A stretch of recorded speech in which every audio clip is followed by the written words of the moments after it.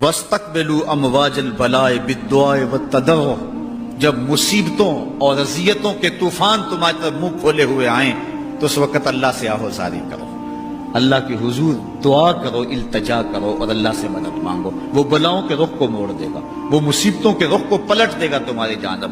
لیکن جب تم یہ مزاج نہیں رکھو گے تو مصیبتوں پر مصیبتیں آتی رہیں گی۔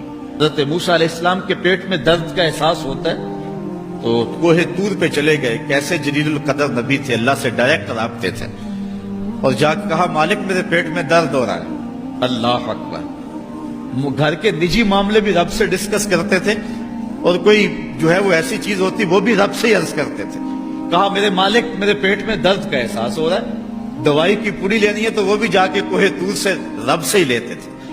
تو اللہ تعالیٰ فرمایا فلان جنگل میں چلے جاؤ، وہاں اس شکل کے پتوں کی ایک بوٹی ہے، اس کو توڑو نچوڑو، اس کا پانی پیو، تمہیں شفا مل جائے گی۔ حضرت موسیٰ علیہ السلام گئے اور جا کے بوٹی کو توڑا نچوڑا، پانی پیا، شفا ہو گئی۔ کچھ عرصہ بیتا، دوبارہ اسی طرح کا درد جاگا۔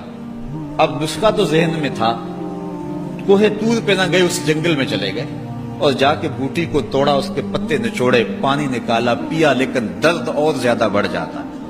پھر دوبارہ آئے کوہ طور پہ، کہا مالک میں نے اسی درد پہ دوبارہ وہی بوٹی کا پانی پیا ہے لیکن درد بڑھ گیا ہے۔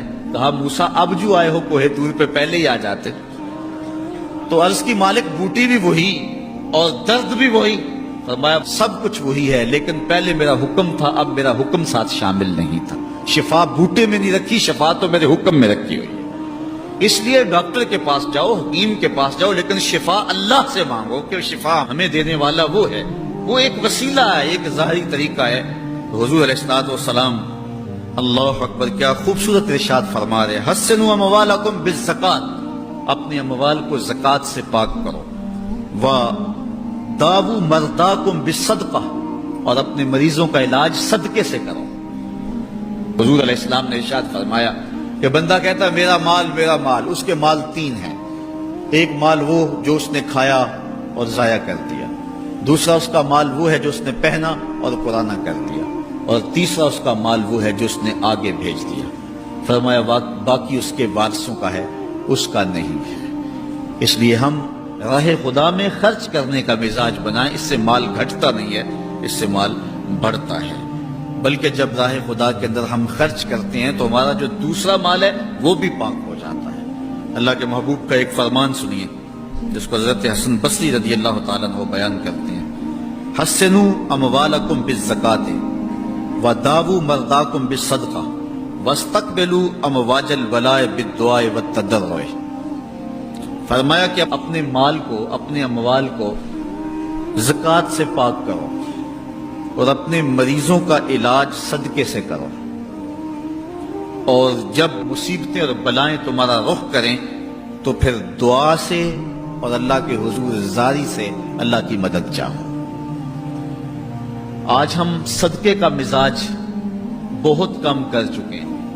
اسی زمانے میں ایسا ہوتا تھا کہ جب کوئی بیمار ہوتا تھا تو سب سے پہلا کام لوگ یہ کرتے تھے کہ صدقہ دیا کرتے تھے، ڈاکٹر کے پاس پھر جایا کرتے تھے، حکیم کے پاس پھر جایا کرتے تھے، سب سے پہلے اس کی جان کا صدقہ دیا کرتے تھے۔ صدقہ قضا کو بدل دیتا ہے، تقدیر کو بدل دیتا ہے۔ صدقہ سے اپنے مریضوں کا علاج کرو۔ اصل ڈاکٹر کے پاس جانا، علاج کروانا سنت ہے، اس کی ممانعت نہیں ہے، لیکن یہ بات ہمیشہ ذہن میں رکھیے گا کہ ڈاکٹر کے پاس دوا ہے، شفا نہیں ہے۔ شفا اللہ کے دستے کرم میں ہے۔ اس لیے جب بھی بیمار ہو جاؤ تو پہلے صدقہ کرو اور پھر ڈاکٹر کے پاس جاؤ، اللہ اس صدقے کی برکت سے ڈاکٹر کی دوا میں شفا رکھ دے گا، کیونکہ شفا تو اس کے حکم میں ہے نا، چیزوں میں تو شفا نہیں ہے، وہ تو اس نے حکم جہاں دے دیا وہاں شفا ہے۔